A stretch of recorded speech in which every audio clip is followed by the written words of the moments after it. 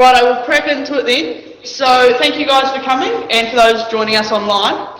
So for those that don't know me, I'm Nancy Crawshaw, so my role is Extension Officer with Angus Australia. So the regions I sort of look after are New South Wales, Tasmania, Gippsland and New Zealand. So we do a lot of one-on-one stuff on farm with producers, and what we're looking to do a little bit more of is sort of more group days like this where we can bring a group together and we can focus on those areas that we want to learn more about, which has come up in this one today. So this one is all about you guys and what you want to learn. We are going to focus on the AngusTech database, but we can sort of just try and answer as we go along. And if you've got a phone or a computer you want to go along with as we go, that would be advised, because then we can set things up so you know how to do it. So from the feedback we've got is what we're going to cover today is a simple animal search, so how to find animals in the database. We're going to learn how to save an animal search so that we can do a sire team. We're going to look at customising the results layout, so all the columns that come up when you're searching for animals, we can make your own layout for that. We're going to look at doing search criteria in a single sale catalogue and doing that same search criteria across multiple sale catalogues. We're going to look at how we can find bulls that meet your search criteria, and then also generating reports from search functions. Sound like you're in the right room? That's good, a few nods, we'll take that. So the first one we've got to do to get you full access is we want to sign in on the database. So when you go to the Angus Australia website, that sign in up the top right hand corner, that's what we want to do first. Have you all got a sign in? Well, I'll do that first, and if you don't, it's very simple with the sign in, and then we can also change it to just create a new login. So you will see on my screen there will be a few different things, because I have done it off my work login, which has a couple different features you don't have, but don't stress about that. This one will give you access to do all the reports and that side of things. But I'll let you get logged on before we rush into it so you can follow along.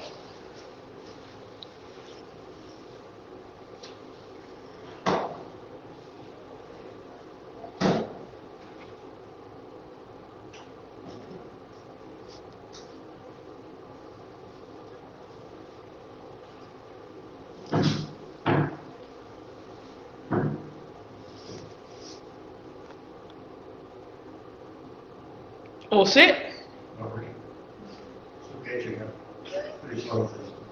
That's alright, we'll take our time and I'll make sure by the end of it you remember. And we've got a Wi-Fi connection we get. Yes. Over here the Wi-Fi is Taiwan room, and the internet is internet 4TR with the I, the F and the TR being capitals. Sweet. So that can help you with that.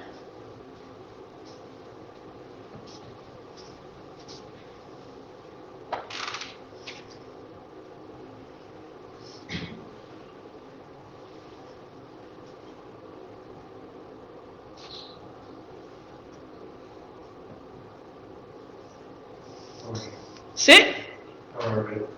Okay, sir.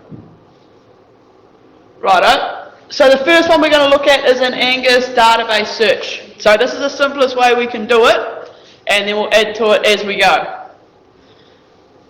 So when we're doing an Angus database search, the first thing you want to look at is where you're searching. So it could be only Australia, only New Zealand, or it could be both Australia and New Zealand. So this is a key one to look at first, because I know I've had a few inquiries where people ring me up because they're trying to find animals, but they're set to only New Zealand and they're looking for animals in Australia, or vice versa. So do be aware of this one. That's the first step. If you get that right, you're already off to a good start.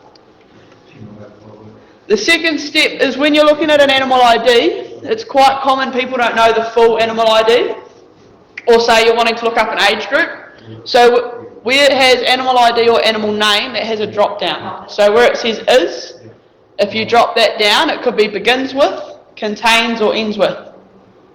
So a common way we do it is, I'll do a few for different members, and that can be I just put in their herd ident and the year code, and then we start by generating that whole list.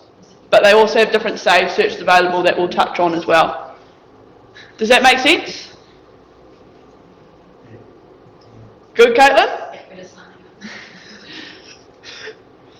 So the other one we want to be aware of is sort criteria. So that's how your results come out.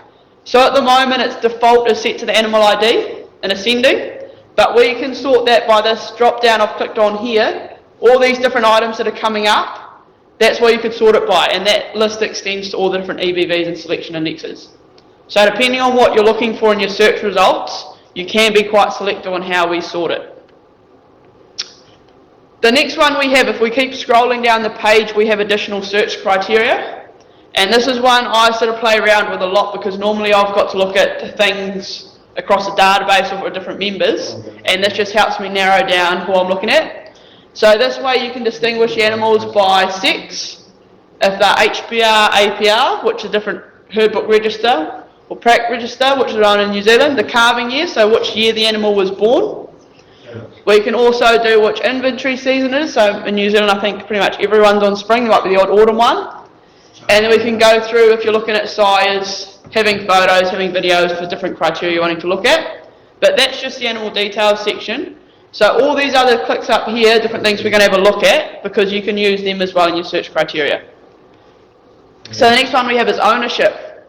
So if you want bulls, you're looking to buy bulls you want to buy in New Zealand, obviously the first step you'd probably want a bull located in New Zealand, unless you're doing AI. And then we can also drop it down to which region you want to look at.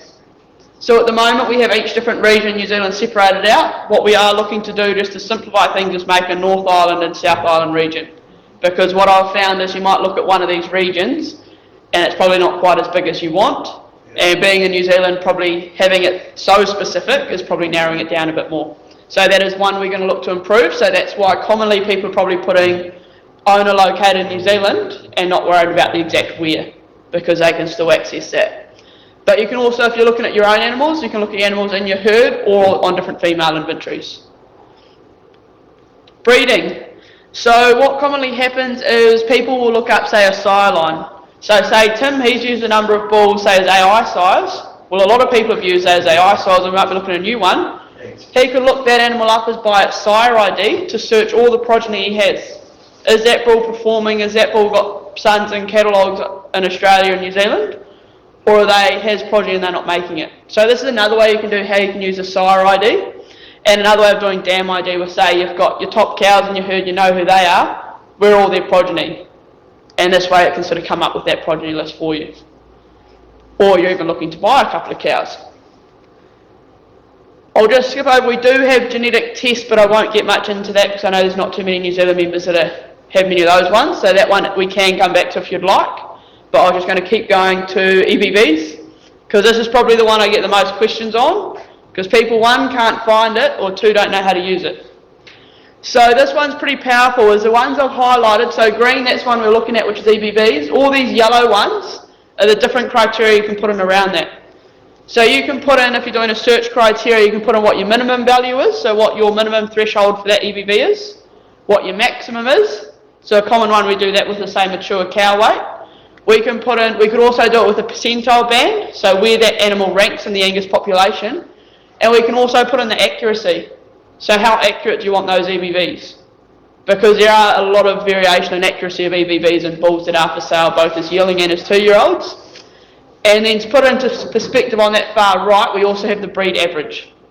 So that tells us what the average is across the Australia and New Zealand. So looking at the breed average, that's a good one to touch on, is for animals in New Zealand, if they're registered in the Angus Australia database, that breed average is all the animals registered in the Australian database. So that will be the animals born in New Zealand registered with us, and the animals born in Australia registered with Angus Australia. All those animals calculate that breed average. So that's a good one to touch on because that can get confusing.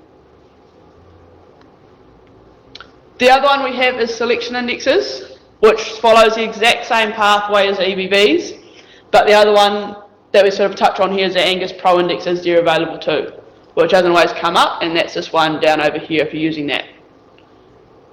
Make sense? All following? That's a good start. The next one, who looks at RBVs? Who knows what RBVs are? Good. Research breeding values. See, I've taught you something today. Research breeding values. So these are EBVs we're doing a lot of data collection on at the moment to see if we can get, well, how heritable are these EBVs? Because that's what they are. So that's the first step. So we'll start doing our research. As we're getting research, we're collecting information. Once we have enough information, we'll publish them as a research breeding value, and then when they get to the point of being upgraded, then they become an estimated breeding value. So it's sort of a step down, but there's still information on it, and at the moment we're just collecting more and more data to see what are the correlations with traits, how heritable is it, how much is influenced from the environment and the genetics. So last May we had MSA, marbling and shear force, so those have only been out for about a year. These other ones we have is mature body condition. So we've got a lot of work being done by our geneticist Mal Shani at the moment on body condition, because what we're finding is if a lot of people have been selecting for body condition by selecting rib fat and rump fat, that's looking at the rib and rump fat of a carcass. So what we're finding is although body condition and rib and rump fat have a correlation, if you're wanting to improve body condition, you want to select for that trait directly. So that's two different things. So that one's not at the stage of being released yet, so there'll still be some tweaks, but that one's getting more information in. Do we also have mature cow height? So we have mature cow weights, a current EBV that's published, but you could have two cows at 600 kilos, one's mud fat, and one's pretty skinny. And that's to do with their frame size a lot of the time. So that's about, we've got a mature cow weight value that's telling us how big these animals are, but it's not telling us much about the disposition of that animal, because those could be two very different looking animals that could weigh exactly the same. So that's what I'm looking into. Coat type, so that's a bit to do with the north. So up Queensland, Northern Territory, they want sleeker coats to help with the heat. So probably not as relevant for you guys, but that's what that one is for. Immune dex, so that's immune competence in cattle. So that's where they're looking at animals going through the Angus benchmarking program, and it's looking at to their immune response to some of the common diseases. So they're taking like a blood sample and a tissue sample and doing a whole lot of tests on that. So I'm not the expert on immune dex, but pretty much it's looking at immune response of the animals, and if you do genomics on your animals, you'll be able to get some of these RBVs as well, or if you've got linkage to the Angus benchmarking program, which I know Tim you've put a few bulls into, and quite a few. I think I did the numbers on, I'm pretty sure there's about 22 bulls from across New Zealand have gone into that program over 15 years. So there is still quite good linkage to New Zealand in that. So then once we get more information on these RBVs, that's when they'll get upgraded to EBVs. So we'll be able to select on them as well. But these are just another tool to be aware of that they're there, but we're still just getting some more information of it, and a lot of that's coming out of the Angus benchmarking program. Easy? So, Yep. body condition scoring, will that be a physical view or? Yes, that's done physically, so that is done by assessing the animals. So for our system to accept the scores, they've got to be done on a 1 to 6. You can submit multiple body condition scores at different times of the year, but so the advisable time is sort of if you can do it, what we're getting the most records of weaning, you've got to do your mature cow weight within 2 weeks of weaning, and so a lot of people will do their body condition cow height at the same time, so it's all on that same day. So what's the optimum score for that weaning? So, At weaning? yeah. Well, that's sort of up to you to decide. You will be an either. But that brings to the other point, who will do the body scoring? Because the variation between people and how they body score could be. Yeah, yes, it will be different. So the breeders can do it themselves, but what's got to happen is if two different people say, Tim and me go and score the same mob of cows, it's probably going to be a bit different, but we've got to have Tim's assessor 1, I'm assessor 2, because statistically, the variation amongst my scores, there's variation amongst those scores, slightly different, but it's the variation amongst those scores submitted. Where you'll get a problem is if me and Tim score the same mob, say he does the first 20, I do the next 20, but we don't put that down as a different assessor, that's when it's going to cause problems. So we've got to make sure we record, Tim's assessed these ones, Nancy's assessed these ones, this is our assessor number, because that way, yes, they've been scored, but because they've been assessed differently, that is variation, so they've got to be compared against the animals that were done by the same assessor. So you relate that to the weaning weight of the calf? That's what is happening in the background. I'm not exactly sure how those calculations have been done. And that's why all this research is going into place, because we're getting a lot of feedback on the ground from producers. They want more information about the female. Because if you can have a cow that say, with your weaning she's at a 5 score. Yes. Okay. And she's got a 280 kilo calf. Yes. And then you've got a cow that's at 6 and she's only got a 2 like 220 kilo. So in my mind, that cow that's got a condition score of 5 and heavy cut, she's a good cow. Yeah, that's what all this research is trying to help, all this information. So we have, say, I think there's 20 something EBVs at the moment, I don't know the exact number, but when you're looking at animals, you're probably looking at 100 things. Not everything we've got an EBV for we can describe, and that's what our research team, we get different research priorities, and we have a genetics consultative committee, and they're sort of giving that feedback to where we need to focus our research on, so that our members and the producers can get ahead on what they're breeding for. His assessment of the two calves, that should be the basis of initial selection of cows. Your selection. Put that little cow back, right at the moment, try to help. And that's what you've got to do on farm. Yeah. Yeah. No, because I'm looking at joining a national assessment program at the and I would prefer somebody independent to body score my cows. So an example of that would be, say, with structural scoring. So with structural scores, they can also be submitted by the breeder. So what we're finding is a lot of the breeders, they'll get someone independent to do all their sale bulls because they want someone independent, separate, to be able to justify them. That's correct. And then what they'll do is, if they're trying to get a larger number of their population in, is they want to get some females done that are being retained, then they'll try and they'll do a few of the female scores to submit them. But all the ones that are being up for sale, we're seeing, well, I haven't come across anyone that's doing those scores themselves, because everyone sort of wants that independent person. So that's on the RBVs, but the other one to touch on here is, if we don't know what's going on, is these are all links to more information. So you have genetic test codes. So if you're wanting to know what the genetic test code is, all these links will take you exactly there. So the current taste reference tables, so that's another link, understanding taste EBVs and understanding the selection indexes. So if you want more information on any of this stuff, you just click on these links as you're doing the search. That'll take you to the web page where it goes through all that information to help clarify that for you. So now it's time to do an activity. So what we're going to do is we're going to go into the database search and we're going to put in this selection criteria. And this was one I've had a phone call about, not this year, but it is a phone call I've had. So what we want to put in is we want to put in our retail beef yield lower limits 1.5, the scrotal it's 2, the dollar pro it's 150, and for mature weight it's 120, and for gestation length it's -5. But it's going to be male, 2022 born and owner in New Zealand. Who's going to have a crack?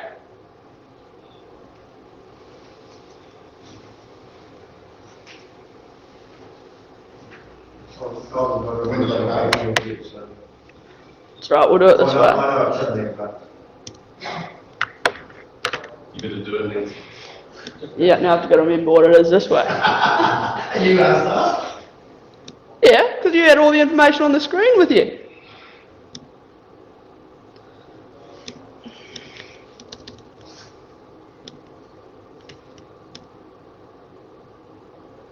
Just select New Zealand here.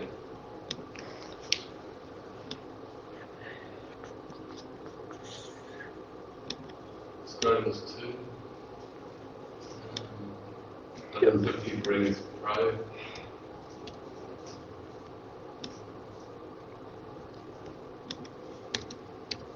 What was the other EV gestation length? -5 or something. Yep. You're top of the class, Tim. I should get you up here running it. You should have. Was that minimum 150? Yeah. Yeah, that's my spot. Sorry.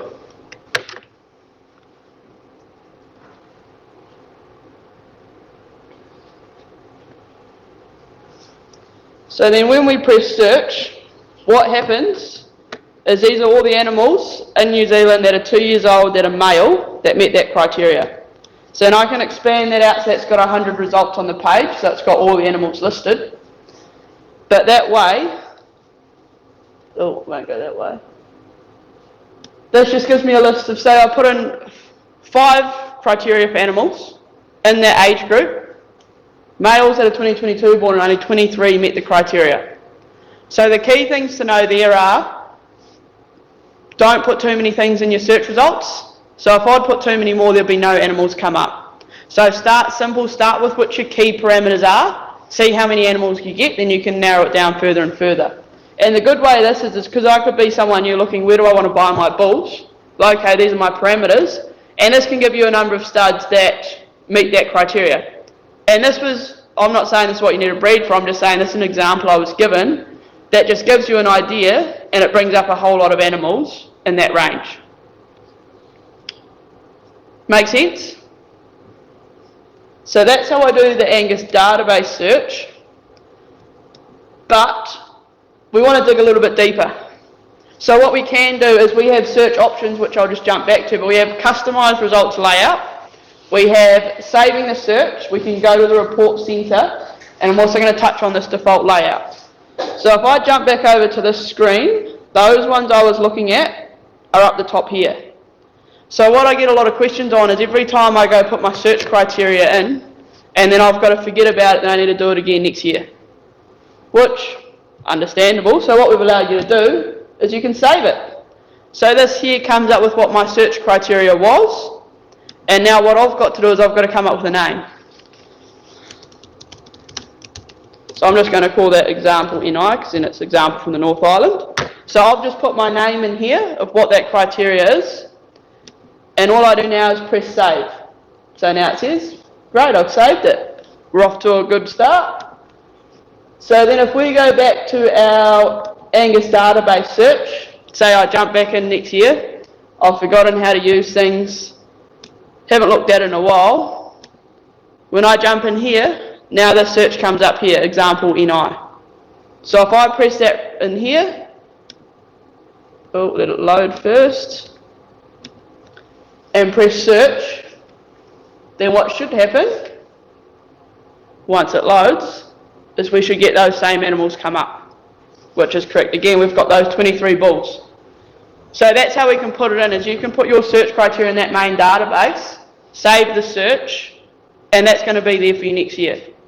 The other one we get happening a lot is people will put their sire teams in.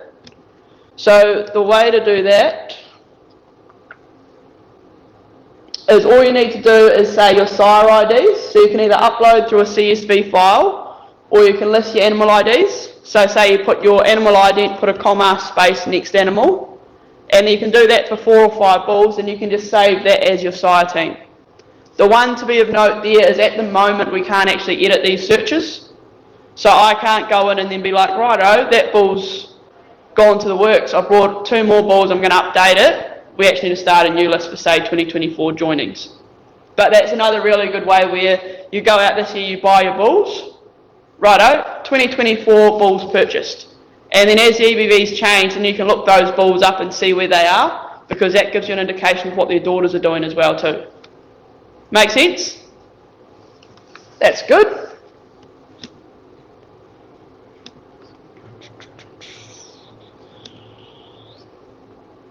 So,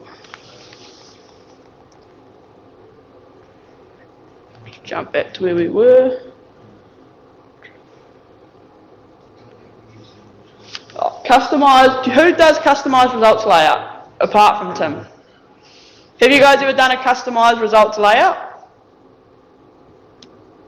Righto, that's the next one. So I'm going to do that same exact search, because then we know what we're doing. So I've left that save search in there, so those same bulls are going to come up, so I don't have to remember what I've done. That one's not coming up. No, I'll just have to close that again.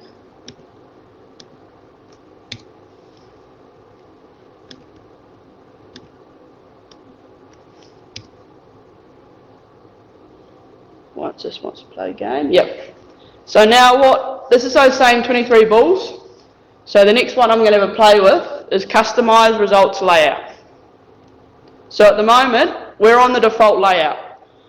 So that's what we're in the normal system. So if I scroll down here, this is what my layout currently is, because what I've got is just animal ID. So I can add anything from this list here I want to make a new layout. So normally the way I do this is normally I'm going to want to look at a few things at once. So one example I do quite a lot is I'll start with the default layout. So that's what you're used to seeing. One EBV that's not listed on that default layout is gestation length. So what I'll do is I'll bring gestation length across, but first I'll just show you where it is down here. So this is a normal layout you're used to seeing. So now the question is, where do you want me to put gestation length in that? For it to make sense for you looking at bulls, where in that layout would you want gestation length to fall? What trait do you want it to be beside? After birth weight. After birth weight? Before birth weight. Before birth weight? Before birth weight. So then to do that, all I do is gestation length. You just click and drag, and I just have to put it here so it's in front of birth weight. So that one, that didn't work properly because that's in front of calving ease. So if I come down here, gestation length, calving ease, then birth weight. So I want to move it. So then what I do is we just drag it across, and now that's rearranged. And the other one to be of note is with these arrows, that actually sorts them by trait. So say if we're looking at gestation length, if I click on these two,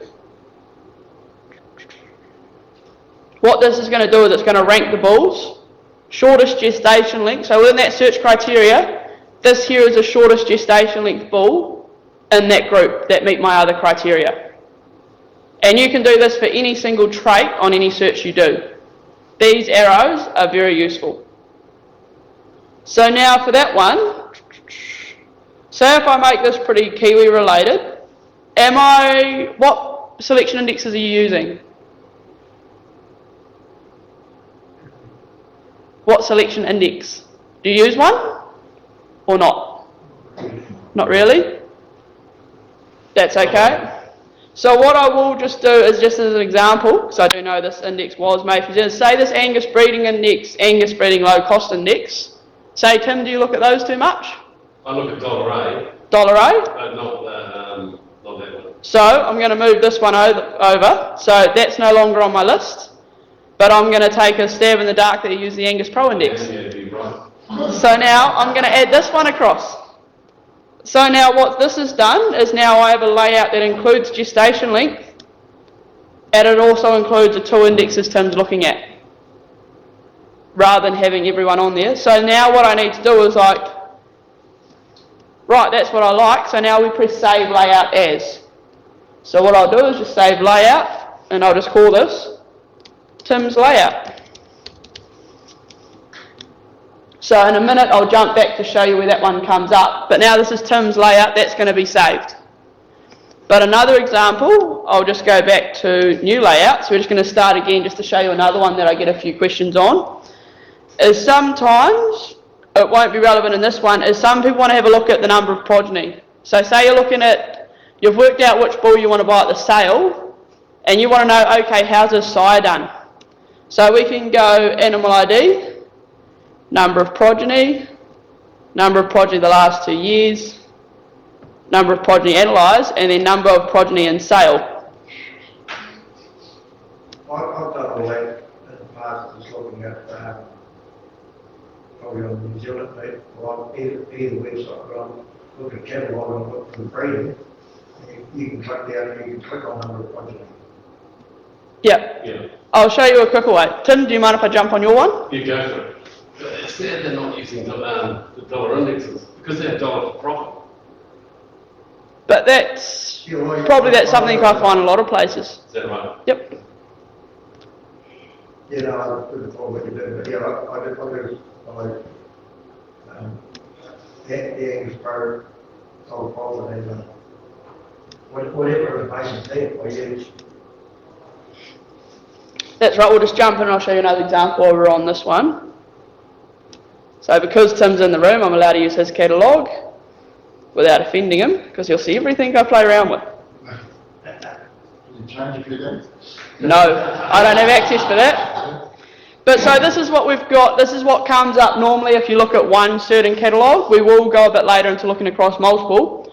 But if I go down here, Tim's layout, which we just created, that now comes up. That now includes my gestation length, and it also includes $Pro. So already, That's giving me a little bit of insight into what's going on. So then if we go customize results layout, what traits do you want to have a look at in Tim's catalogue? What are your key ones you're looking at? Well, for me, I do want to know what the siren calls are.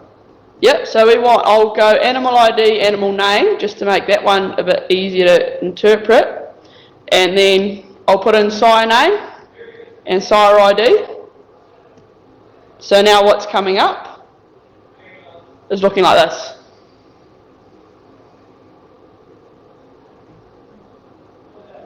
Do you want the sire ID there as well, or is the sire name enough? Siren names and nuts. Righto. Generally, I can go back and find the rest of the siren. Or like that first one, and do it, so I'll check. That's very out. Shouldn't they know? Yeah. Yeah. So now we'll just go Those ones that are selling unicorns, you can have a look. Know what's animal ID and sire name. So if you want to go as simple as it is, well, that's going to tell you exactly, this is a good way just to look at, okay, how many sires? So say this P15, if you're looking on the first screen, already he's got 4 progeny. But then a simple way to do it is, this is why I picked your brain before we started, which growth traits are the ones you look at the most? Or all 3? The whole 3. All 3. So I'm going to go all 3 across.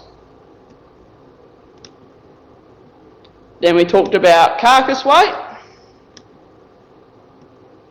Talked about IMF.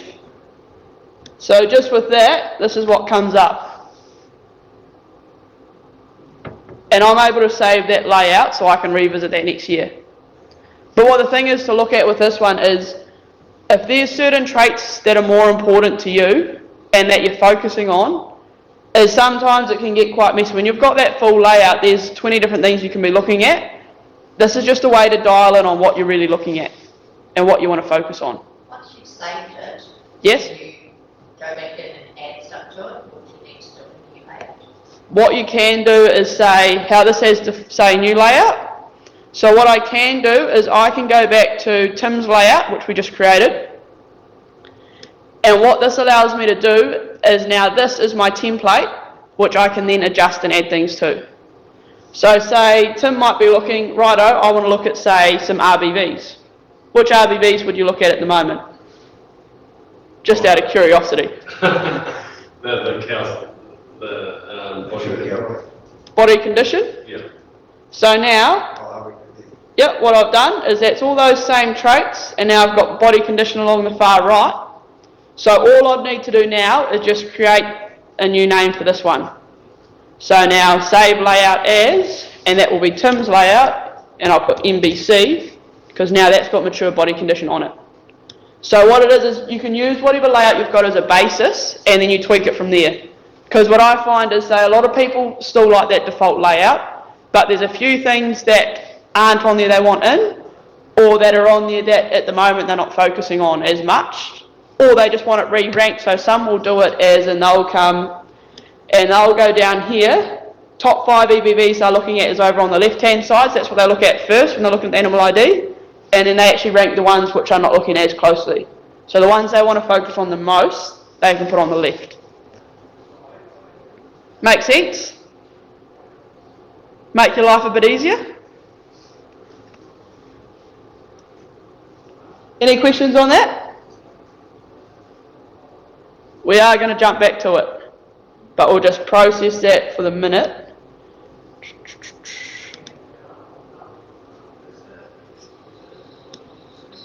Oh, press the wrong one. Oh well.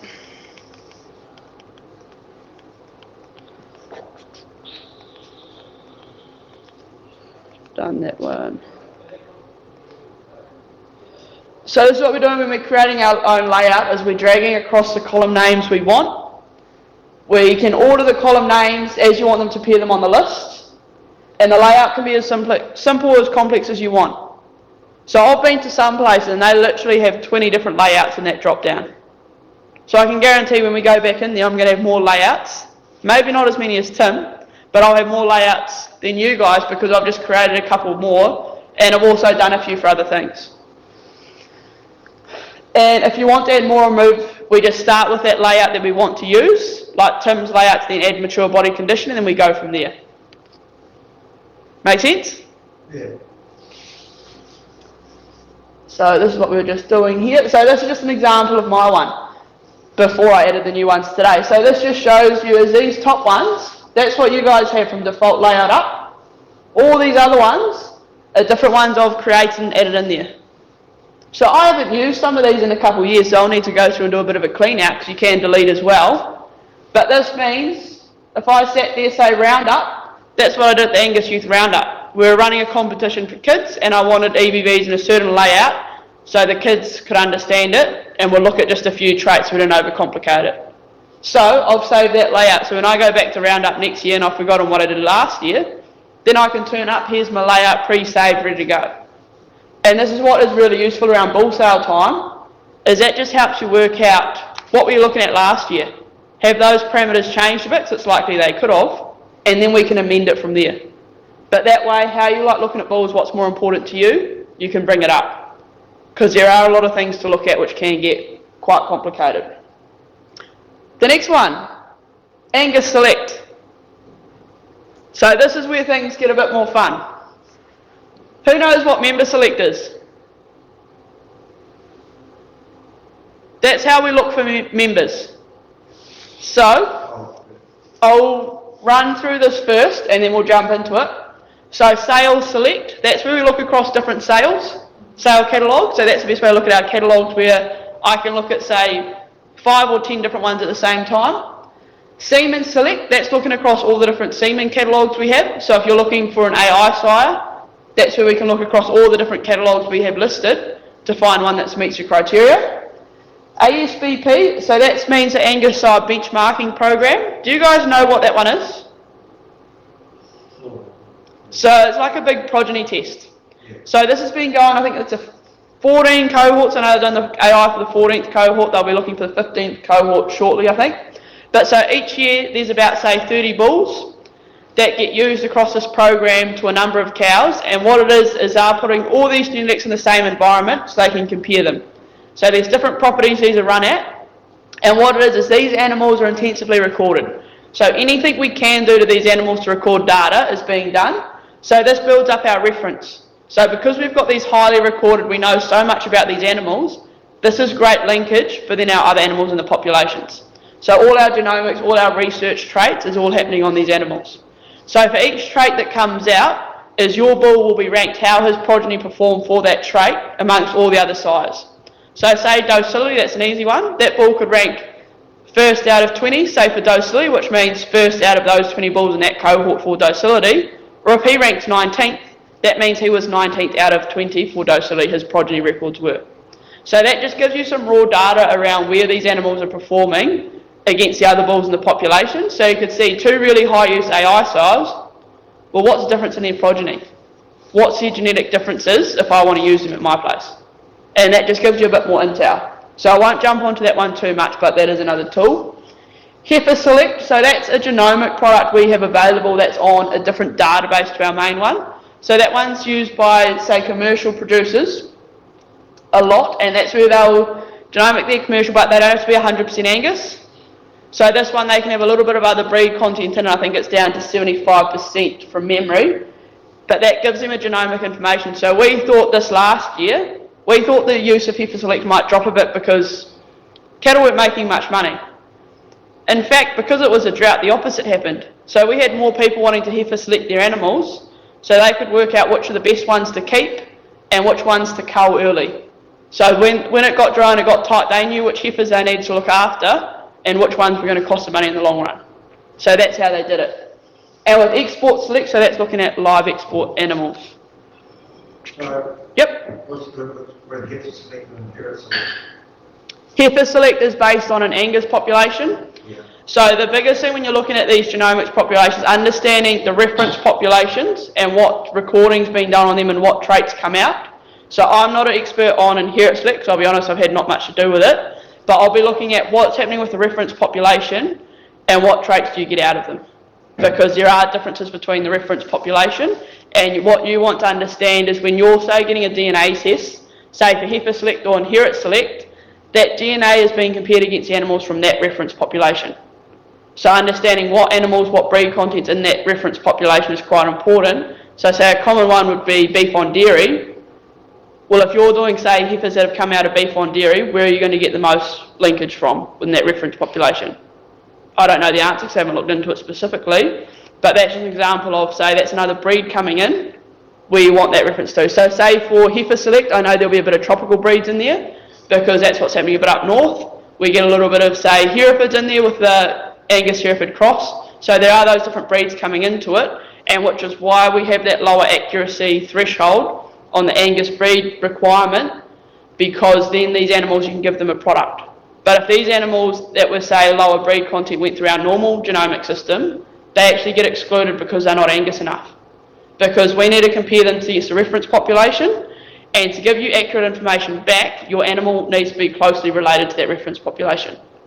So if you're comparing against the full Angus population, and say you're 75% Angus or 80% Angus, you're actually not, there's 20% of genes we don't know much about. So that's what that one's around. Doesn't really answer your question, but that's sort of what you want to look at in those differences. Make sense? Sort of. That's good, I'll take sort of. I think I'm doing inherit select.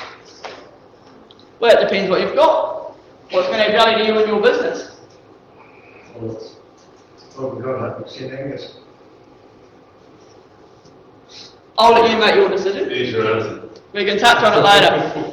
So sales select, so we're going to focus on this one because this was one of the most common things that came up, and that's, we're going to look at how we can search a single catalogue or across multiple catalogues for bulls that meet your selection criteria. So this one is a big one. So what we want to do, this is the sales select screen, but instead of looking at it this way, I'll jump on. But before we go there, see this show map? That's the one in the blue. Working on getting this corrected at the moment, but that shows you where the sales are that are currently listed, whereabouts they are on a map. So if you're looking for where I need to go and buy bulls, that shows you where. So for Australia being a bit of a bigger country where you don't know everyone quite so well, it's pretty useful. So the big one is we want to use the plus to add more catalogues, but instead of looking at it this way, we'll jump back on here. That came up straight away, that's good. So the first thing you want to do is go to sales select.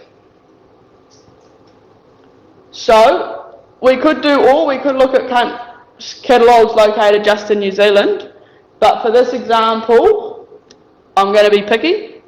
So say one of the ones I want to have a look at is Tim's catalogue. So I can just scroll down, here's Storthoaks. What do you think I need to do to get another catalogue? If I want to compare more than one catalogue. What plus? What's the plus one? Top of the class. You want to run this as well, don't you? I got it. You have to say something. So, looking at these ones, what I'll do is I'll put another New Zealand one in there since we're doing New Zealand today, and then I'll just chuck in a couple more from alphabetical order, just to show you guys a bit how this works. But you can put multiple catalogues in here to be as specific or as broad as you want. So this one also, it's that same country, we could just pick New Zealand and go for the regions, and you can select if they've got parent verification, so if they've been DNA tested to say is who your sire or your dam is actually who they are, has that verified. So then what happens with sales select is that same criteria that we've been looking at earlier all comes up again. The important one to note is up here, that tells me what sales I've selected. So you might be going through and you might be getting angry, be like, I put, why is none of Tim's bulls coming up? I'm sure they'd meet this criteria. Well, this is how you check. Is that in your selection criteria or did you not put it in?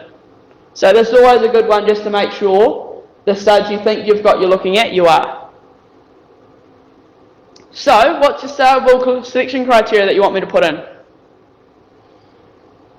Well, you have to press male to start with, because you want bulls, don't you?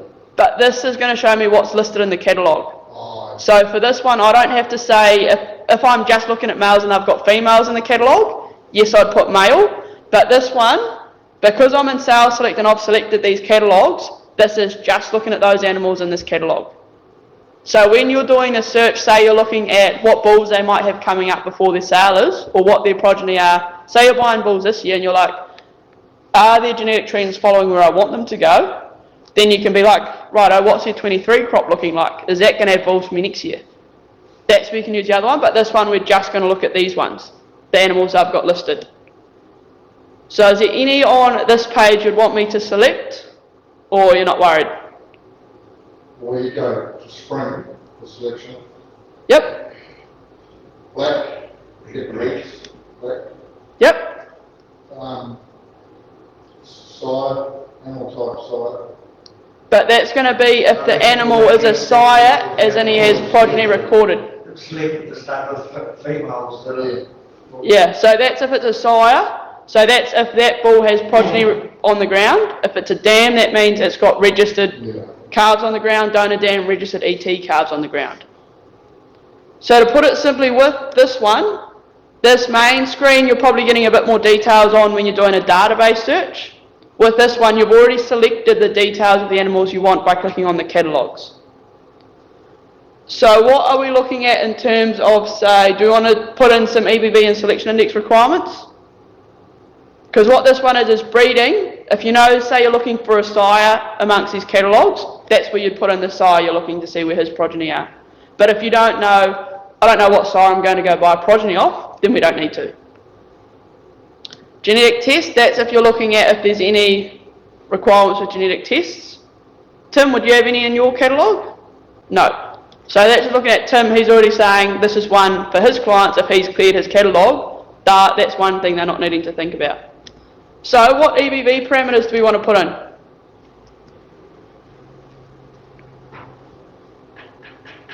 Well, I did a catalogue one day and I did 200 a day weight had to be 50 and above. Yep, I didn't do 400, but I did the 600 needed to be around 130. yep, Mature cow weight needed to be, actually no, what did I do? I think I did 100 for 400 day figure. But my criteria was for mature cow weight was closer to the 400 day figure than the. so did you put a max or a minimum requirement in for mature cow weight? No, but it had to be closer to the 400 day figure than the 600 day figure. So you would look at that scanning through the catalogue. So it had, yes. So say if you've got 130 and 100, so if I put the max mature cow weight at 115, Yeah. anything else? I did carcass weight had to be 75 and above.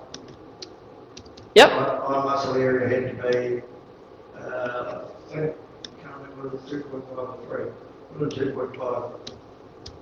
yep, And that was basically my catalogue, what I looked at, the criteria in catalogues.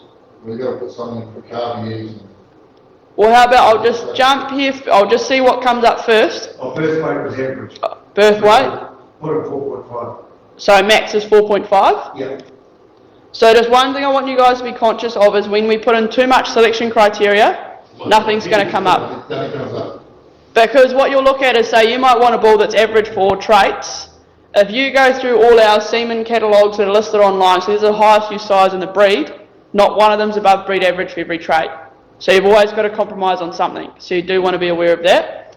So if we go just with the parameters we've got so far, and we're looking at 5 or so catalogues, we've only got 2 animals that meet that criteria. So that's where we need to look at where do we need to be more flexible, or what else we want to have a look at.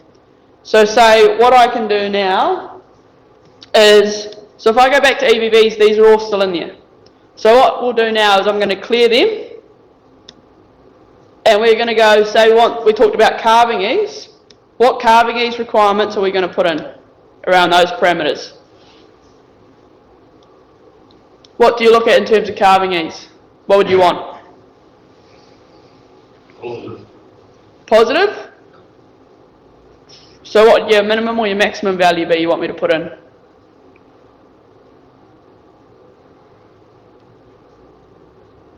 Well, minimum I'd probably put plus 1 or 2 or something like that.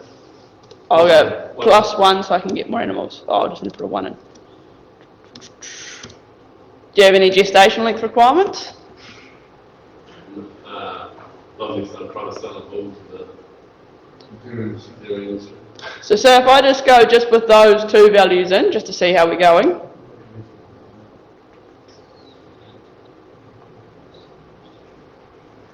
So already that's coming up with 144 results. So when you would be putting in results, what I would be thinking about is when you've got your parameters, which is most important? Put them in first and then work your way down the list. Because if you put something in for everything, we're going to come unstuck. So if we've got a couple that meet these requirements, then what we're going to do is go back. So righto, we've got 2 that meet our requirements for 144 on our calving ease. So say now, what's one growth figure? What was your growth figure for 200? Was it 50? How about I'll keep that at 50 and I'll put mature cow weight back in at 115. So now we've got 4 parameters in. So we had 144 bulls last time. And with 2 more parameters we now have 47. So that's pretty much put it at a third. So that's what you want to be conscious of is when you're putting in these parameters, which is most important, we put that in first and then we go down the list because you're not going to find the perfect bull. Tim's trying to breed, I can guarantee Tim's trying to breed that perfect one every year, but have you bred it yet, Tim? No. Because as much as we try to do it, genetics, the whole reason of genetics, ecologically, is to make variation. So as much as we try and breed this perfect animals that meet these specifications, genetics is working against us by creating that variation in the breed. And you'll get it commonly with 2, say, one good example is I had 2 people bought 2 full brother bulls, ET brothers, same flush, same size, same dam. Then I get a phone call because your docility figures, one's +10, one's +30. And that's because of the variation. That's because those animals are carrying different genes. So yes, they may have the same sire and dam, but you could get 2 very different outcomes using the same genetics. Does this one make sense on what we're finding? Who uses the report centre? You do? What's your favourite one in the report centre? Can't remember, it's been so long since I've been here, but I do use it. That's alright. We'll jump in now while I've got some results up. So what we have is we have PDFs. So that's which is going to give you a printout of all the animals you've come up with. So if I click on this one, so you could get the taste EBVs, you could get selection indexes, or you could get the breeding better breeders RBVs, depending on what you're looking for. What I'll commonly find is people will go in and put their selection criteria in for the sale catalogues, then they'll generate a PDF of the taste EBVs. So instead of having to look through the whole catalogue, they can then go to sale with their catalogue plus the list of bulls which meet their criteria. That is happening a little bit. If you're a member, you'll have a CSV option. If you're not a member, you don't. Detailed animal report. So this comes up and there are a few options. So it can give you pedigree, EBVs in the graph. Could just be pedigree and EBVs or pedigree only. We also have registration certificates. But whoever looks at these analysed results section, you've had a play around on this? You're missing out. This is a fun part to really get to know things. So, this one here, out of those 47 bulls, this is what the average EBVs are. So this would be quite a good one to do where you say, look, right, I want to try and get these 3 bulls. What would that look like? I'll jump in a different way to show you this a bit clearer, but while we've got these ones up, we will do it. Because I know we've got some of Tim's one in this one. So this looks of those search results we got. So this would be quite a good one when you're looking at, righto, this client, or say I want to go to these sales and look for these bulls.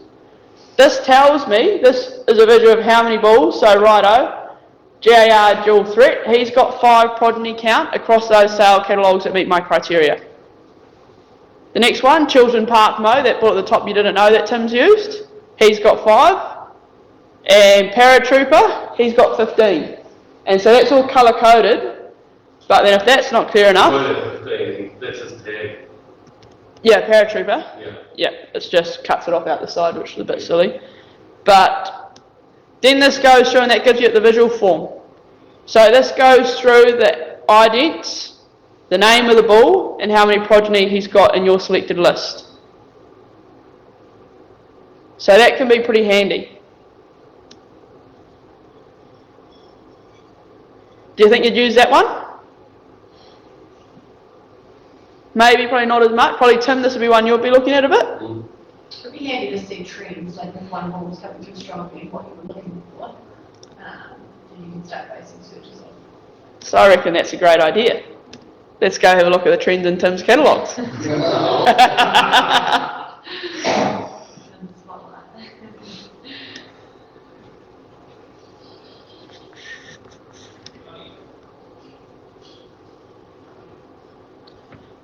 So as soon as I go up, I can go to Report Centre. All these same reports are available, but so if we go analyse results, so we're going to go at the result summary first. So of the 87 bulls Tim's got listed in his catalogue, this is what their average EBV is across the catalogue. This is what the minimum value is and the maximum value for each trait. I like that IMF one. The IMF one you're pretty happy with? Yeah. I like it. Average 3.4 there. Yeah. I like looking at that max too. That's 6.1. Even EMA out to 17.1, carcass weight out to 104. So this just gives you a bit of a glimpse in what sort of genetics are available, like what's your average you might go home with, and what's really available to what's right up there and what's a bit lower. And then for those that like visuals, that's where they sit on the EBV graph. One thing that's important to be aware of is where's the optimum place to be on this graph. Say a trait that we've talked about a fair bit, mature cow weight. So some people look at being on the right's the best side, but see, Tim's actually got his mature cow weight on the left-hand side. So that's rated going between, say, the 65th and the 50th and the 55th percentile. Is that pretty happy with where that is? Yeah. So if we look at catalogues at 98, and you're pretty comfortable with that? Yeah. So that just shows is different breeders are going to breed for something else, and this just gives us quite a good glimpse. I don't like the best pretty much. Yeah. And throw, yeah. And you will get these ones thrown out. Say 40 for milk. Is that where you'd want it to be, or is that a bit high? Bit high. Yeah. So that's, but there, plus 48 for docility. And that's where, yes, neg 3 to plus 48, that's a big range. The average is still at 22. So you always will get the odd one that is a bit out there, but that's where it's quite good because you can see these average values to work out where do Tim's bulls fit amongst that catalogue. So it like mature cow weight, but also what interests me versus come up in the last couple of years is net food efficiency. Yes, net feed intake. Yep. So that we are here. So our range for NFI is average is plus 3, minimum 0.62, max is 1.13. What would your comments be around NFI and what you're trying to do in your program, Tim? I'm not sure that I'm a total believer in where it is at the moment. Yeah. Yep. And it's okay. These are going to be things that probably the methane, the sustainability, I'd say that's pretty much a very hot topic in all research areas at the moment. Oh, yes. And so these are going to be ones that are going to be put under the spotlight to work out how do we get the best result. So with net feed intake at the moment, most of those records are coming off grow safe units. So what's happening is that animal will go into feed in, say, a feedlot type environment. When it goes in, there's an RFID reader which reads its tag. It records the weight of the bin. As it's eating, it records how much it eats, and so then they're recording that against its weight gain. There are also some that are out in the paddock, but most of them are in that feedlot type environment, which are on different forages to, say, your cows grazing out hill country in New Zealand. But it is one that is being focused on quite a lot, and there are a lot more people recording it, say this year, than there were 5 years ago. Yeah, well, it'll take considerable time, generations, for things to change in that, I would say. And looking at NFI, that's another one that's come from that RBV stage to an EBV. And that's at the new stage of being an EBV. That's one of the younger ones we've got here when you compare that to, say, birth or growth that have been around for years. NFI still is a newer one in the system. So, yeah. While we've got these ones, we'll keep scrutinising Tim's catalogue. Sire summary. So this gives us a bit better indication. So the last one showed us all the bulls across those different catalogues, but this one's looking at Tim's one. So his top one, GAR dual threat, so you're pretty happy with his progeny. Then we've got Chiltern Park Mo. That one is HPCA Zephyr. And so these ones, unfortunately that one does cut them off when they go over, but this just gives you the visual of what they're looking like. And then down here, sire ID, name, number of progeny. So then you might not be aware, but Tim's probably aware of how much he used each of those bulls, and then to how successful they've been with progeny getting to the sale. But then the other aspect of that is some bulls might have a lot more females than males as well. But understanding that from Tim, this is probably quite a useful one to look at, because he'd know how much semen he used, how many yearling bulls he used, as to which ones he's like, yes, they've made my requirements for the sale team, or no, they've not, they've dropped out of the system. So this is another way you can look at if you're coming up with, say, you're looking into catalogue, this is a bull that keeps popping up, how many progeny does he have? And you can have a look at it that way. And then the other ones, trait comparison. So if you're looking at, say, your growth trait, so your 200-day weight, and say carcass weight we were talking about. So you're wanting both of those traits to be higher, 200-day weight and your carcass weight. So what this does is this plots all of Tim's animals on a graph. But then if I look at, this is the heaviest carcass weight animal, and if I hover the mouse, that tells me exactly who that animal is. Or if I look at who the bigger one here is, that's who he is. So this one gives you a visual of where your animals sit for those traits, and then you can pick out for those two traits which is most important.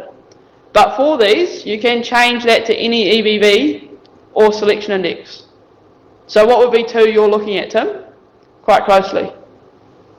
Oh, the AngusPRO index and IMF. Righto, AngusPRO, IMF. So you're wanting the higher the better? Yep. So we look at this one here, he's an interesting one. Really high IMF, Yep. but in terms of AngusPRO index, he's probably a bit lower than where Tim wants him. Yep. Whereas we go across here to this one, 291, he's not quite as high in the IMF, but he is still relatively high in the IMF, but he's at the same time, he's right up there with the AngusPRO index. So this is a way where you can compare which traits you're looking for to where are your bulls sitting. So when would you be using this sort of graph, Tim? Well, like that one that is 91, if I'm looking at a bull that I might use as a yearling for AI, then collect him. I like it when you say exactly what I'm hoping you're going to. But this is a good way it is. So this one might not be used by commercial guys as much, but for seedstock guys, this one's really good because it can pick out which traits you're really focusing on, or which traits you're like, these are the ones I need to make the most improvement on, to then you give you the indication, righto, this bull's lined up in both of them. Then we can go and have a deeper look into, say, T91, or where does he fit with the other traits. Because we don't want to go off single trait selection and be like, righto, he's the best one, I've got to use him. There's a lot of other considerations that Tim would be taking into play. And one of the reasons I'd use the index is that because that's the basis of some multi-trait Yes. selection, and then add on one that you might want to concentrate on. Yeah. That's how I always have an index in there. Yeah. That's why I was surprised these guys don't really use it. Well, no, I do, I look at the index. Yeah. It's a dollar, yeah, it's like. Yeah, dollar value. Because it balances out all the trades. But then, For but also, production. you can also go and look and say, right, that one's, the AngusPRO dollar index is, say, 222, but then you look and you think, well, when you look back and you think, you look at another bull which might be 200, and you look back and it's a bit low in gestation, and that has a bearing on that dollar value. So, because I haven't had a cow or a heifer have a calving problem that I can remember, I think I remember one in the last 5 years, gestation, calving is a real importance to me. I don't have yields that have been charged. Don't have problems. As we said last few years ago, we don't have calving problems. We might have a telly problem at the end of the year. But we don't, but I don't have telly problems with me. I don't lose cows through calving problems. And that's where every producer is going to be different, and what they're going to be looking at is slightly different. You can't weigh the difference in the dollar value. Because calving is relatively high. So that's where Tim's animals fit on calving ease direct and daughters.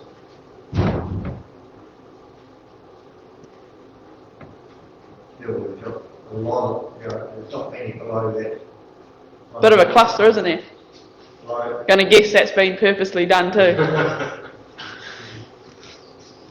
But that's where any of these traits you can select anything you'd like to look at. Say here's another one we can look at, 400 day, mature cow weights, we've been talking about that a fair bit.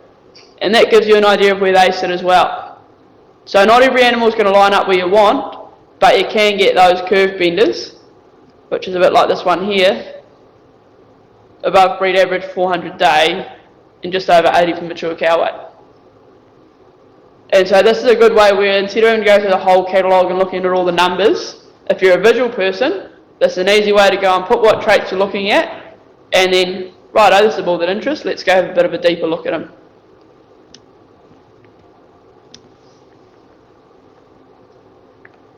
Then the last one to look at, trait distribution.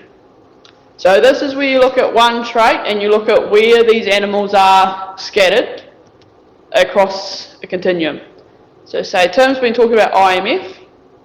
So this is all the bulls in Tim's catalogue, and that's a range they fall in for that EBV.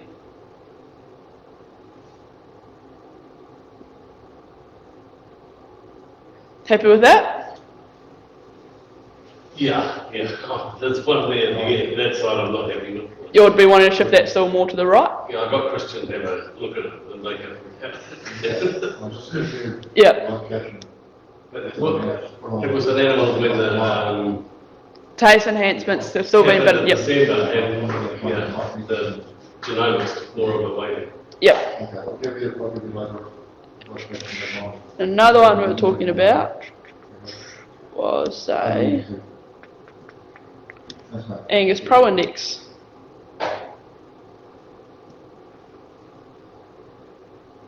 So you can do this for any single trait you want, but that could be, righto, this is a trait I'm really trying to focus on, I'm trying to improve. Where does this producer fit for it? Or how does this way, yep? Is he a bit sloppy?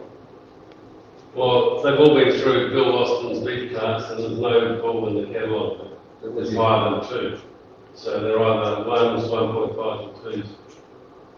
Because one thing to be aware of with docility too is it is about the genetics that animal's carrying. So what we do with docility is we have age parameters on when that animal can be scored. Because I think you'll all be aware of, some people that are very good working with stock, that the cattle are really calm around, and you'll have some people that those animals are firecrackers. Yeah. And that's actually a bit that comes into play, is it's how those animals are managed, how they're handled. So you could have some animals that when Tim's handling them, they're really quiet, they're really well behaved, and then when I jump in, their genetics are expressed completely differently, with a different handler. And that's something to be aware of, is that does play quite a role in docility, and I think as we see different people working cattle and you see how those animals react, which I'm sure you've all seen, that sort of side of it can become pretty clear. But you would they can do a colour on that a little bit, wouldn't you? So, like, consistency criteria, that would?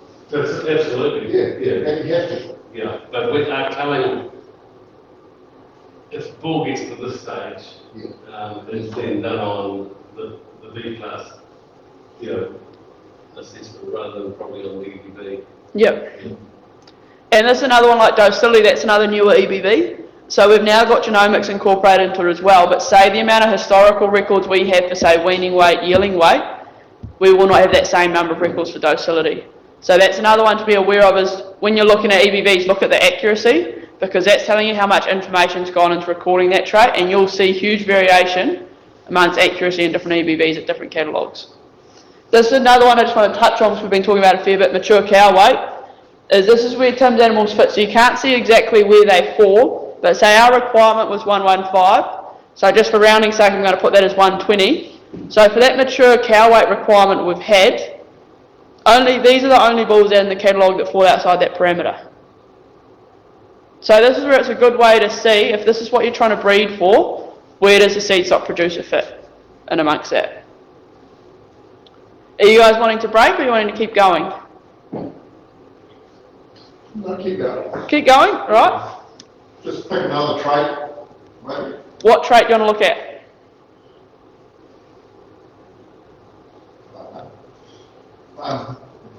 How about I'll do it a slightly different way. Yeah. I'm going to go into the Angus benchmarking program. Would you want me to look at this benchmarking program or the size available to get semen off at the moment? To look at these traits. Semen size or benchmarking program? You choose. Benchmarking, righto. So we can select any single cohort for this one, but I'm going to select all. And I'm not going to put any requirements in for size selection, so we can just get a good range on everything. So all I do here is press search. So this comes up with every bull that's been put into the Angus benchmarking program. Some will have more records than others, so that gives us 465 bulls to look at. So these have been pretty influential sires in the Angus breed. And these programs started, well, let's say cohort 15 years ago. There are some, what we were breeding for 15 years ago is a lot different to what it is today. So those bulls will be in here as well. So if we go to the report centre, we go to analyse results. We'll quickly just shoot through all of them, so I think you'll find this a little bit interesting. So that's the EBV summary for those 465 bulls. But the more interesting one was when you look at a graph. That's where they fit. And that's 465 sires have gone into that. With all extremes in there, so say we can look at a couple of extremes. So say birth weight, we go right from 0 to 10. 200 day weight, we go from 17 to 74. IMF, we go from -3 to 9. So like EMA, -4 to 20. Carcass weight, 7 to 109. So that shows you there is a lot of variation, but this is sort of where those bulls sort of fit after all that. So that's quite a simple way to look at it. So then we can go sire summary. So this is another one that can be pretty interesting because these aren't the bulls in that list of 465 bulls. These are the size of sires. So these are bulls which have had, say Tamania Infinity had 13 sons in the progeny test. Tamania Emperors had 11. Tamania Berkeley's had 11. And so instead of going through each individually, what's pretty interesting here are the top 5 bulls in terms of progeny in the program. 2 of them are bred in New Zealand. Us Kiwis are always punching above our weight. I tell my Aussie workmates that every day. But this is quite a good way just to have a look at it, is it gives you that visual, and this is showing you these bulls. Say in that list there, Tim, how many of those bulls have you used? Emperor, Berkeley, Reality, and Edmund. Yeah. So a lot of these sires, Tim's had pretty close genetic linkage to as well. Infinity. Yeah, then you drop down to find another one, is it? Pardon? The next one down, I think. Martel? Bartel, yeah, Bespo, Momentous, Lotto, Garth.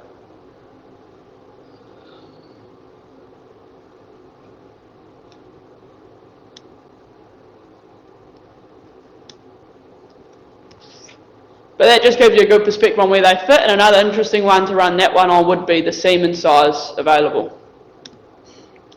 So then trait comparison, what traits do we want to have a look at in these bulls? Consistent semen.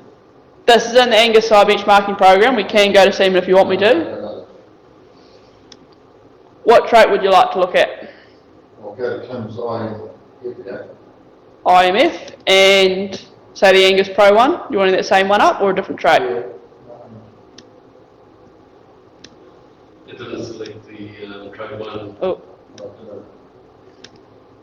you go. So let's see which of these bulls Tim's used. No, that's a newer one. That's just come out. That's the younger one. A Tamania bull 138. A cable, Kirby. No.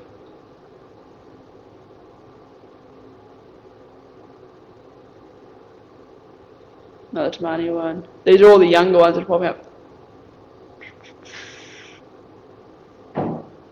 So these could be ones Tim's about to use. So see, this is a T-bull. So a T-bull, we're just selling T-bulls now. So a lot of them aren't actually have semen available or have semen sold yet. So the ones Tim's probably used are probably in this nice big cluster here somewhere.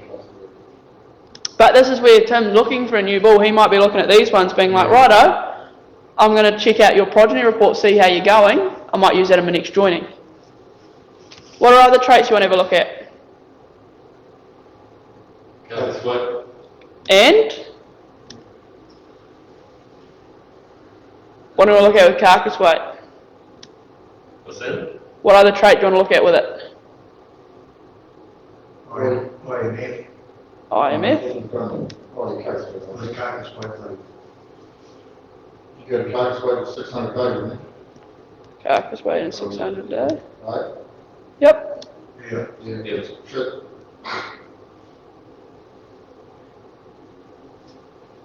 Young ones. If you want to go really close, Yeah, you really can't. Yeah. those two are not too bad.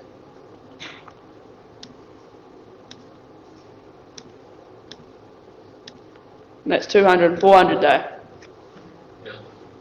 But what's interesting here is looking at what traits are positively correlated. So clearly this is a positive correlation between those traits. As one gets better, so does the other. One that I do get a lot of questions about that we don't have exact numbers on yet is net feed intake and IMF. Is what? Net feed intake and IMF. So feed efficiency and IMF. So what this is sort of showing us is net feed intake, more feed efficient animals have slightly lower IMF, is what this is slightly telling us. So Tim, I'm probably guessing, is looking for a curve bender when he is looking at it. Yeah. Yeah. Say that again. Let. Net feed intake, so it requires more energy to lay down intramuscular fat. So generally the bulls with higher IMF, say here's a good example here, he's not as feed efficient as say these ones over here. Which other ones negative? Yeah, well, basically I understand it is that IMF is the last leg laid in and the first bit Yep. comes out. The first thing you do is, so the nervous system, So those- skeletal, those muscle, dimensions- fat. So those two mentions we show Yep, that is what happens. yep. So while we're on that, I was going to touch on this a little bit later, but I'll jump to here now. This will be an important one for you guys to know about. So if you go to the Angus Australia website, you click these three lines, and you go down to taste. Who uses the Angus website much? Do you look at it or not really? Tim would be in and out a little bit. What's that? Do you go on the Angus website much? Or you just go into searching for animals? No, I see what comes up. So we're just going to have a look at taste, because this is some of the resources I get asked for commonly that are all publicly available. So if you go to the taste section on the website, you click on resources, then all of these ones here come up, which give you the links to the information. So if we're talking about relationships between traits, which is what we're just looking at, Say I clicked on 200 to 400 day weight, that had a plus 80 correlation between those traits. That's why that was such a straight line. So if we want to have a look at another negative correlation, I'll jump on rib fat and RBY.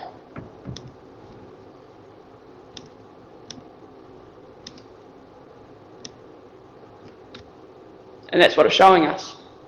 So what it's important as well is these ones give you that indication of if you're selecting for one trait, what else is that going to impact? Not every trait is on here, and that's because we don't have enough information on it yet if it's not up here yet. But I can guarantee work's being done in the background for it. So another one, calving ease direct and birth weight. That's a good one to look at.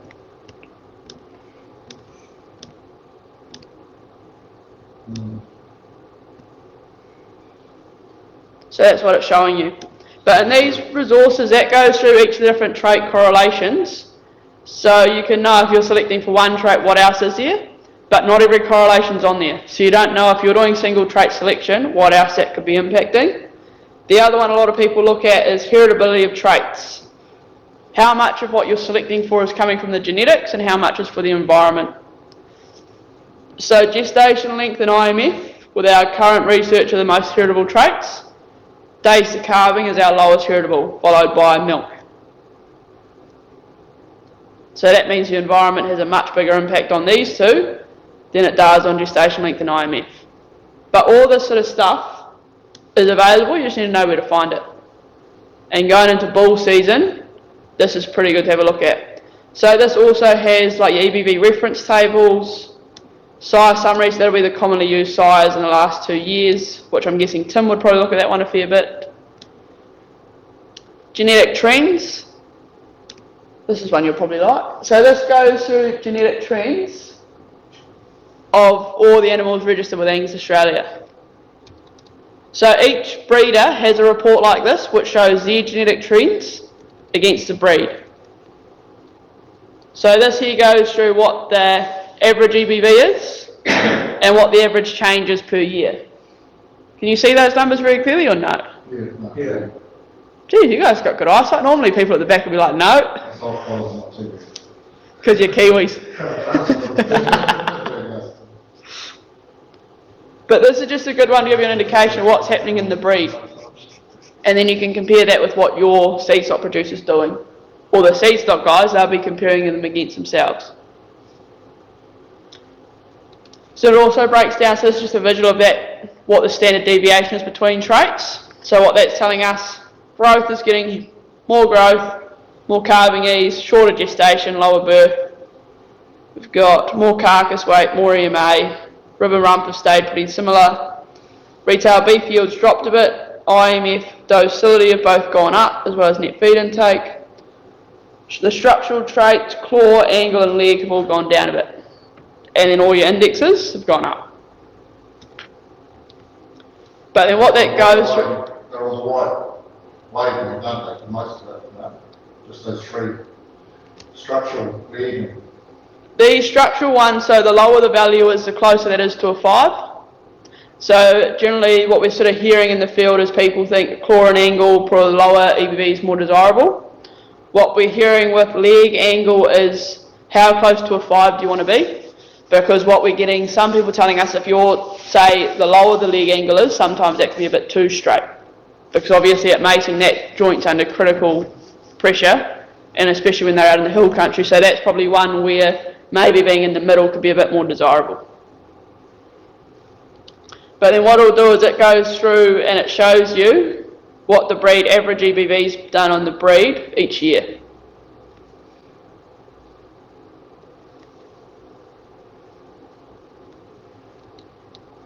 So that shows birth weight was sort of trending up, all of a sudden we plateaued it, then we pulled it back down. And this is quite interesting going through the different ones to sort of see what's happening, like growth, all pretty steady going up. That's mature cow, oh that's milk, this one stays the calving. Carcass weight, scrotal. EMA, this is rump fat. Rib fat, this is retail beef yield. Then we've got your IMF, your net feed intake. So what you'll see with these ones is, sorry if I just go up a little bit. So net feed intake and claw, they probably haven't been EBVs for as long. So that's why you're seeing a bit more variation in the trend line, because net feed intake, you can't select what you can't see. And so with the claw, probably people have been selecting for it, it's just been plateaued for a bit, but now it's an EBV, there's probably been a bit more selection pressure on it. Docility, we didn't have an EBV, but it's still going up. So you, what we call that buying in, the flattened off. Yeah, 2014 to say 2017, it plateaued for a bit. But then in saying this, there'll still be breeders that don't follow this trend. They'll probably, when that plateaued, they'll still be going like that. Or others will be going like that. Docility, foot angle, leg angle, then this all your indexes, which is all usually pretty similar. But this gives you, so your reproduction technology. So the green bar, that's how many natural born animals there are. So if you look at 22, that's over 100,000 animals were born, of which 46,000, nearly 47 were natural. The blue, that's AI. So for the last year, that was pretty much bang on the same as natural for 22, so there's about 46,000 as well. And then for ET, 7,500. So that just gives you an indication out of all the Angus animals being born, what's the makeup of natural to AI to ET. And you can compare that back to, say, we look back here, 2004, 67,000 animals, compared to over 100,000 registered in 22. At that same time, there was 55,000 ETs. So but in these early years, there was actually a lot of ET work done. And what you'll see, say 2020, COVID, everything was a bit uncertain. So that's been the lowest ET year there was. And that would be people trying to get across all the border restrictions. Let's just say it was a little bit more complicated in Australia trying to get around. They tried cutting you off in places where you just had 2 islands. Be a bit nicer. But that just gives you an indication where this is, and this just shows you that trend. So overall they're relatively stable, but there is a little bit of variation. And this goes through generation length. So generation length, when we talk about genetic gain, it's when you have your, say your bulls this year, or say your heifers that you're going to go and breed this year, if you're breeding in the right trajectory, they should be genetically superior than their mother. So that's what we're looking at generation in for, is these younger animals coming in should be better than your older ones. So what it's telling us is the average age for a sire was 5 in 2005, and is now 4.3. So for natural, it's always been around that 3.6 to 3.8, so now it's at 3.5. For AI, we used to use a lot older size at 6.3. That's come down to 4.9. ET, that's 7.9, so pretty much 8, which is now at 5.8. So what that's telling us is probably around natural, we're probably using a few yearling younger bulls as follow-ups. Whereas our AI ET, we're probably looking at bulls that have some progeny on the ground so we can use them, so they're a bit more proven. With the dam, the average age in 2005 was 4.7, and it's still 4.7 today. For natural, 4.6 to 4.7, so that's still the same. AI, 4.5, 4.3, and ET, 6.3, 6.8. So we're using our older proven cows for ET on a whole. I know there are definitely some people that buck the trend. And in terms of the overall breed, there probably hasn't been too much change in that cow age. But there has been a little bit. And this just shows you the individual. So probably it's the sire age has come down a bit, dam age relatively stable. And this one here shows us the inbreeding coefficient. So it used to be at 2.2, and now the breed as a whole is at 3.7. To put that in perspective, one of the figures I've been told the dairy herd was up at 12. So like, we have one of the girls that actually recently joined our team, she did a research project on inbreeding, and so her sort of overall findings, I'm not the expert on it, is pretty much at the current levels, it's not causing negative impacts on production. But it is something, if we keep escalating, we need to be conscious of. And you will see different herds on either side of that line. This goes through the genetic conditions, so this shows you how many there are in the whole breed of carriers. So the blue line is DD, the red one's CA, black one's AM, green one's NH. So every seed stock producer you go to will have these reports on their herd, which are published every 2 weeks. So they all know this information as well. and they'll have these trend lines for their animals as well as overall. So that just shows you what's happening on the HBR register and the APR. So obviously APR is a little bit more than the HBR register. And that just goes through all the numbers on the genetic trend, which is a lot of numbers. A little bit much for me. Heritability. So those are probably the main ones there. Any questions on that? That's pretty easy. Then what haven't we covered on here?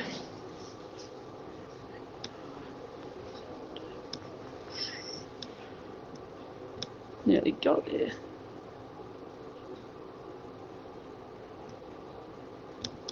Righto, just a couple more things to cover.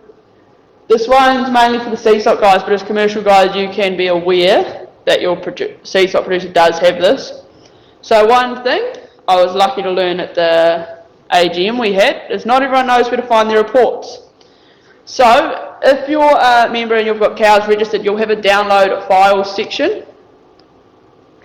UFAF? Yep. So I'll just bring up Tim's quickly just so we can see what's available.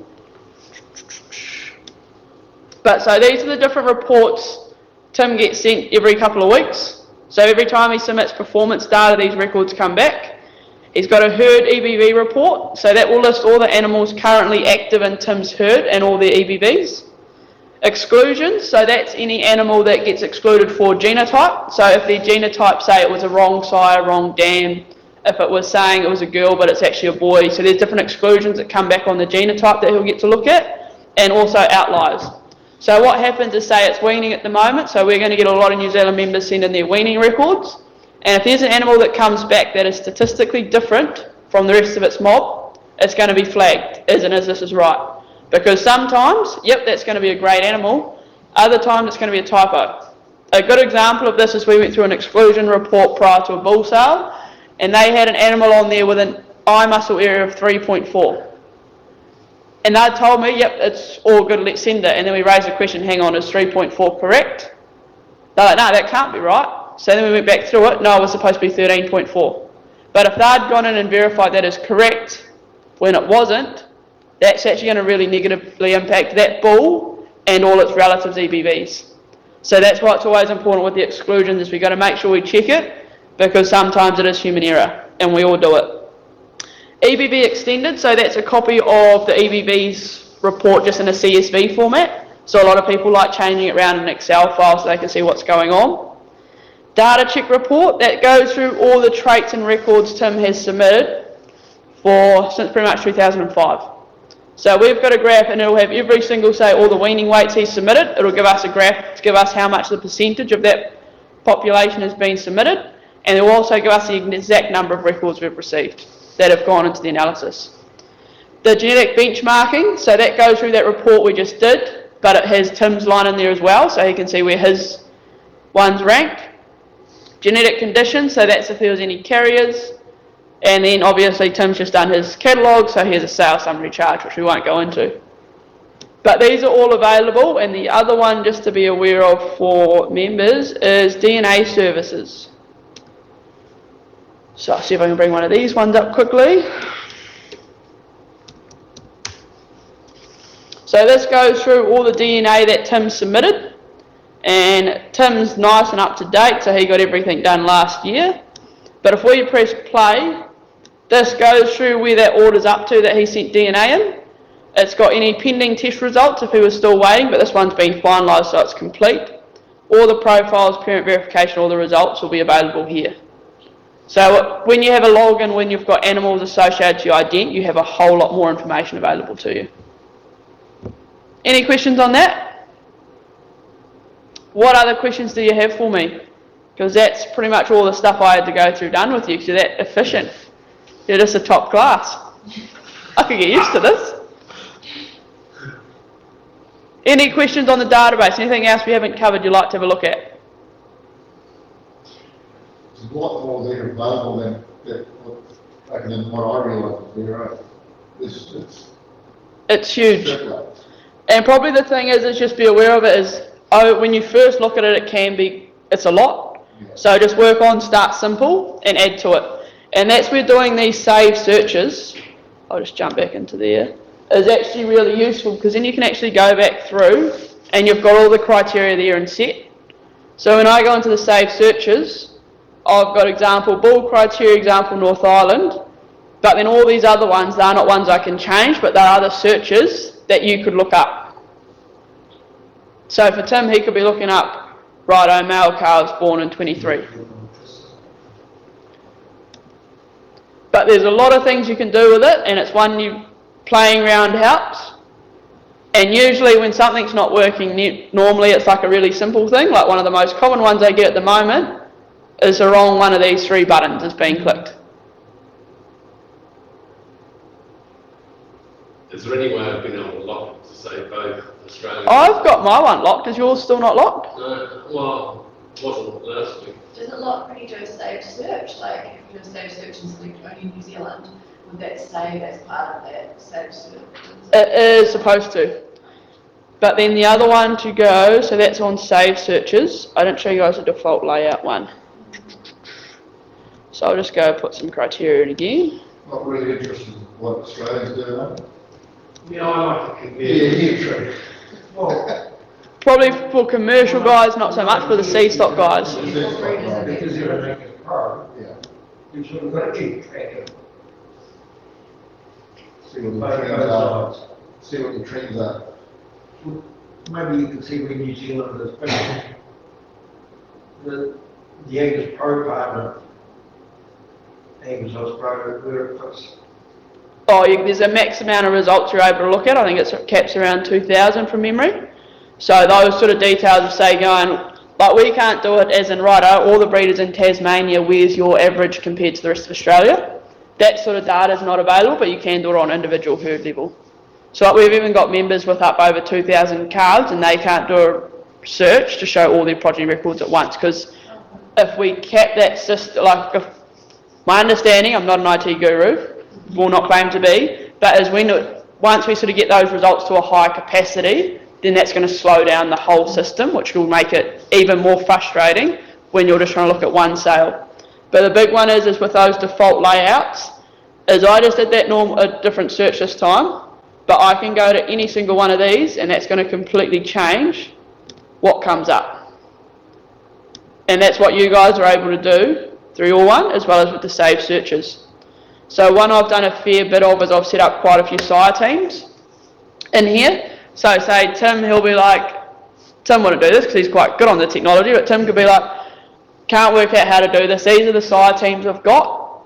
How do I do this?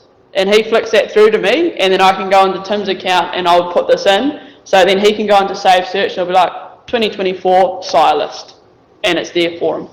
And those sort of things are probably the ones where we're getting a lot more feedback that people want to do it a lot more. But it's like you say, this system, probably the capabilities of it, not many people are aware of. And that goes from the guys that have just started using it to people that have been on it for 10, 20 years. Well, 10 years, it hasn't been around 20. Anything else you'd like to touch on, or I've given you a bit too much to think about and a lot of homework to do? Sets you up for bull selling season? Helps it out? Well then one last little thing is, since we've covered everything, a quick feedback survey. So seeing as we're using technology, I wasn't going to do a paper version this time, but what we try and do is we haven't done a workshop like this before, so getting feedback from you guys around what works, what doesn't, so that we can then try and improve this going forward is really useful. Because you guys have given me the first run through, and you've come up with a whole lot of new questions, which has been great, and what you say sort of dictates how we help producers moving forward. And we hope you've enjoyed it.